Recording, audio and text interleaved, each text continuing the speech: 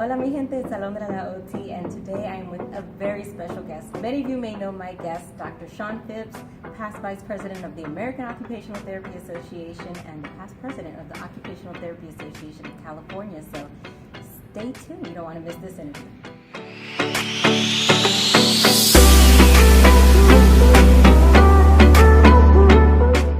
Okay, so you know, before we get into the interview, it's tres en 30. 3 questions, 30 seconds, just so you get to know a little bit more about Dr. Phipps, all right? You ready? Sure. Okay. I don't know why I always get excited when I do this. All right, first question. All right, favorite food, go. Italian food. Ooh, yummy, okay. Favorite destination, vacation? Paris. Ooh, yes, okay, top 3 leisure activities. Piano, tennis, and travel. 11 seconds. Nice. All right, so let's get a little bit of background information on you, Dr. Phipps. Okay, so how did you come to discover occupational therapy? Where did the interest come from?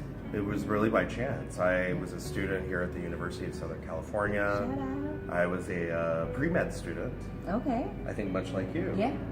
And had my sights set on going into medicine, and I was doing a lot of volunteer work at hospitals in the area, working with physicians, and just saw how burnt out they were with the care that they were providing and all the constraints in the healthcare system. And it was missing something in regards to the compassion for the patient. Right. And right down the hall where I was volunteering, there was this very loud, very joyful noise coming out of this clinic, and I wanted to kind of find out a little bit more about it, and happened to be an occupational therapy clinic on a rehabilitation unit, and had an opportunity over a summer to spend 3 months volunteering and getting to know the occupational therapists. They gotcha.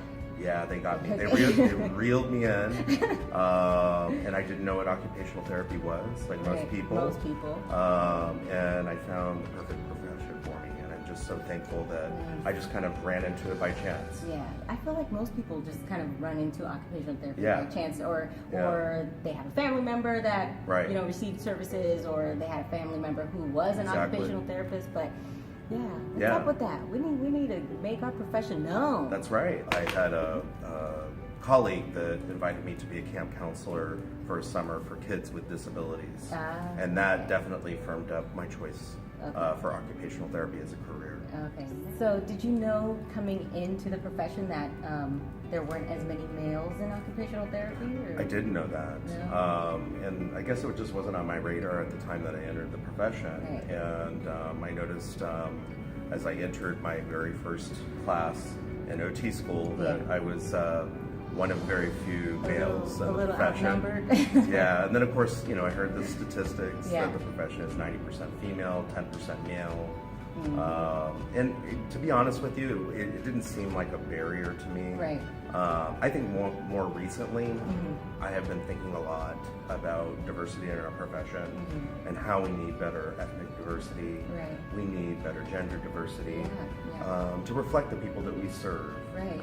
And here in Los Angeles, for example, there's over 200 languages spoken, and I work at Rancho, Amigos National Rehabilitation, where we serve such a diverse population. Right. So diversity and inclusion is something so important to me, and our profession is struggling with that. And the Centennial Vision really kind of made it a point to prioritize diversity, but we still have not hit the mark on this. So I really hope over the next decade, as we move towards Vision 2025, that we really start to find better balance. But it's going to take very intentional strategic initiatives in order to get the word out to people that may not have exposure to occupational therapy. Right. So, I mean, that's why I feel like it's so important to kind of find ways to advocate as much as we can. And for me, it's like getting them young. So going out to the high schools and middle schools and teaching them, because I didn't learn about occupational therapy until I was about it was later in life, and I wish I had known about it earlier, because I think the passion would have been there a lot sooner. Oh, absolutely. It's such a great profession. Well, have I ever told you about what my dream is? That people in kindergarten actually say that they want to be an occupational therapy practitioner when they grow up. Wouldn't that be awesome? I mean, when I remember working with the preschoolers over the summer, and whenever they would see me, they'd be like, OT, and I was like, yes. They know who I am. Now I gotta get them to say occupational therapy. That's right. But we'll start That's with right. OT. That's right. Baby steps. Baby So steps. within your career, you've worn many hats, and you continue to wear many hats to this day. Chief Quality Officer and Associate Hospital Administrator, and currently at Rancho Los Amigos National Rehabilitation Center. At what point in your career did you decide that you wanted to explore roles of leadership or management? Where did that start, or what started that for you? It's a really good question. I had no intention of getting into a leadership or administrative position. I just wanted to be the best occupational therapy practitioner I could be. Right. And you know, when I graduated from USC, I started at Rancho because I wanted a place that really prioritized education and mentoring for young therapists, and was so fortunate to be able to work in an environment with so many experts in the field, and gained expertise in traumatic brain injury and spinal cord injury and stroke and pediatrics throughout the continuum of care from inpatient to outpatient. So you started there right after? I did. Okay, that was my very first job right out of school, good. and I've been there almost 21 years now. Nice. Oh my gosh, that's so good. Yeah, but I had no intention of moving into leadership positions. I honestly think it was my involvement in state associations. Okay, so you got involved at the state level first. Yep, Okay. I started actually at the state level, but also locally. The Occupational Therapy Association of California, which I was the president of for 4 years from 2008 to 2012. Before that, I was actually at the local chapter level, an education coordinator. One of my colleagues at Rancho was going out on maternity leave. She wanted me to fill in for her while she was out, and I said sure. She know, at the time I was taking a lot of students, and I really loved education and training. She thought I'd be a good fit for it. I was kind of like, do I really have the time for this? And then I think that's ended a up, question most people ask. Do I really have the time for this? Yeah. But I said yes. Yeah, just go for it, man. Just go for it. And I yeah. did, and it was the best decision I could have ever made, because I felt that fire in my belly about being involved at a higher level in the profession, and being a volunteer leader is so gratifying because you learn so many leadership skills in that process. So that's kind of where I took a turn 2 years into practice. And then, eventually it was the director of the chapter, and then they changed to a regional system, and then I was regional director, eventually president. But none of that was in the plans at all. Right. I think a lot of people, when they think of leadership, they kind of get scared, or roles of management or supervisor. They're just kind of like, oh my gosh, I don't know that I can handle that. But sometimes it's like, just go with it. That's right. And then see how it goes, and that's right. If you can do it, continue. And you never know where it's going to take you. Like, I mean, you started off with this role, and then you ended up with this role. And we all have the potential to be great leaders. It's not something you're born with. So it is a skill that you can develop, and it can be done at any level. You don't have to have a title or a management position. You can be a leader on your interprofessional team that you work with, or you can be a leader in developing a new program. Everybody can find a way to be a leader in their own unique way. Right, and that's one thing that I love to stress, is that leadership isn't only about holding a title up here. You can lead from the middle, you can lead from your local level, you can lead within your setting, you can lead, there's so many different places where roles of leadership are needed. Leadership roles, you have an opportunity to change systems and to actually address things that frustrate you in practice, to make it easier for the practitioners. And so I also see that as an opportunity for people to be proactive in a leadership role where they can actually make a difference in the profession and ultimately on behalf of the clients and the patients that we serve. And sometimes that's what drives people into leadership. It's Absolutely. Like they just want to see change, and that's no one's doing it, so let me step up. Yeah. All right. So currently, you're also holding the role of the California representative for the American Occupational Therapy Association Representative Assembly. So how did you get into that role? And what does that role entail? That's a good question. I've been on the AOTA Board of Directors the last 6 years. First as a board director from 2012 to 2015, and then I served as vice president from 2015 to 2018, and just started my term in July as the California representative to the AOTA Representative Assembly.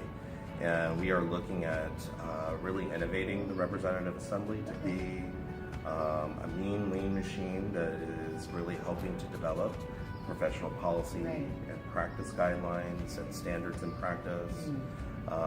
And so I'm really excited to be in that role. I actually served in the Representative Assembly around 2006, and now I'm back. So, nice. The Representative Assembly is like the Congress of the profession, so it has a very important role.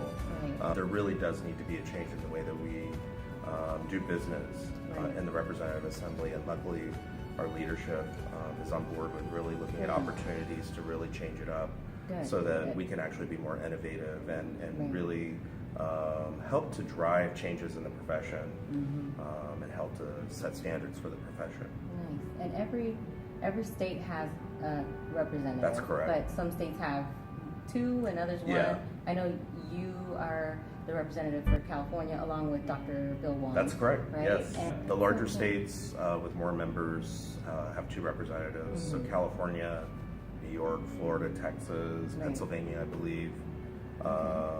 They have 2 representatives, and then the other states that are smaller have 1 representative. And then you go and fight for what we need within our profession. And it really is intended to be grassroots, so members bring motions or issues from the profession to the Representative Assembly, and our job is to help them bring that to the larger body and actually address some of those challenges in occupational therapy practice. Okay, so that's another role you can partake in at the state. Absolutely. It's at the association level, but it's within the state level because you're looking at things that are directly related to your state. But yeah, that's another place that you could look into as far as leadership or just involvement. But I think starting at the state level is a really good place if you want to explore options outside of your workplace setting. Absolutely. And it's a good place to just kind of put your foot in the door, and there's so many different positions within the state level that it doesn't have to be, a president, but absolutely. It can be president. But there's so many roles within the state level, so it would be really good to see what it is that they offer and how you can get involved if there are changes that you feel need to be made, or maybe things could be done a little bit differently. Yeah, absolutely. Look into that. Absolutely. All right, so we're about to conclude our interview, but I wanted to make sure that you all left with some words of wisdom here. Any final advice that you would like to give anyone interested in exploring leadership or getting into leadership or management? Yeah, start small. Find your passion. Do something that you love. Volunteer leadership is a wonderful way to build your leadership skill sets without the risk of losing your job because in a volunteer leadership position you can make some mistakes without it affecting your profession necessarily, but you get that skill set that you get the practice of actually being a leader, and there's nothing more gratifying than knowing that you're a part of helping the profession move forward. So I always recommend getting involved at whatever level that you're able to do, based on the time that you have available.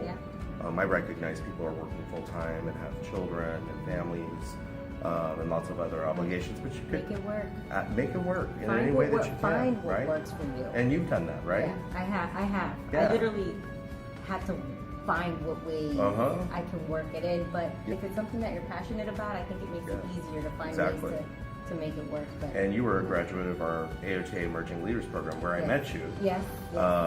And it's a wonderful program that's available to anybody in their first 5 years of practice or even as a student to really kind of get a head start. So utilize the AOTA Emerging Leaders Program also as an avenue to develop those leadership skills early in your professional career. Yeah, and it has been very good to me as far as developing my leadership skills and even finding out what kind of leader I want to be and how to, put my skills to use, and a lot of networking. I mean, look who I'm sitting next to. I mean, come on. But you just get so much exposure to so many different things and topics that as an early practitioner, I think is so important. All right, so you know what time it is. It's time for the palabra del día. And we're going to keep this one. It's very simple. It's leader, since we're talking about leadership. So leader in Spanish is líder. Okay, you want to try it? Líder. See? Oh, he did it. Oh, he even did a tongue roll, too. I did. Líder. very easy. Okay. Hablo un poquito de español. Sí, él habla español. Mira, qué bueno. Gracias. Es tan importante para los clientes que Sí. Okay, keep on going. All right, so, all right, thank you all so much. Thank you so much. Thank you. So much for being a part of this. And Thank you. Well, I look forward to seeing your future development as a leader. I think you're doing a really awesome thing I'm with trying. the YouTube channel, and so thank you for inviting me to be a part of this. Thank you. I'm trying. Until next time, bye. See you soon. Bye-bye. Thank you. You don't like cut? Okay, Let me know. just say cut. Yeah. Cut. Ooh, piano. You play the piano? I do. Nice. Look at you, little, Yeah. little quick COVID. Oh, I'm like, advocate. All right, bye, guys.